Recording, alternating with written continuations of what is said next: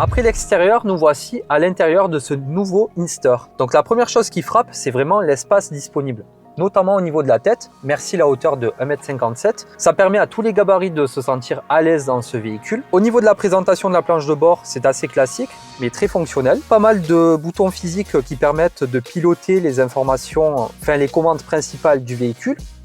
Donc c'est vraiment très pratique. La marque n'a pas voulu tomber dans le piège du 100% tactile.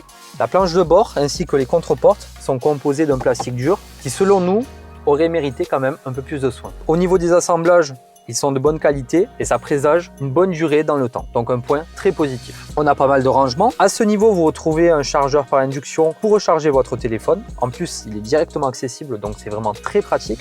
Petite particularité, il n'y a pas de tunnel de transmission. Donc du coup, ça permet de dégager de l'espace au niveau des pieds. Et du coup, cette configuration permet de rattacher le porte-gobelet et l'accoudoir central au siège avant. Donc en fait, ça va vous donner l'impression d'avoir une petite banquette d'un seul tenant. Et ça va apporter un petit côté cosy et agréable à la voiture. Au niveau de l'infodivertissement, on va retrouver deux écrans de 10 pouces, un face au conducteur et un au milieu de la console centrale. Ces écrans sont vraiment très réactifs et de bonne résolution. Et de plus, ils ont vraiment le mérite d'être très intuitifs. Donc on ne se perd pas dans d'innombrables menus, enfin, c'est très simple d'utilisation. Et vraiment Hyundai marque des points à ce niveau-là.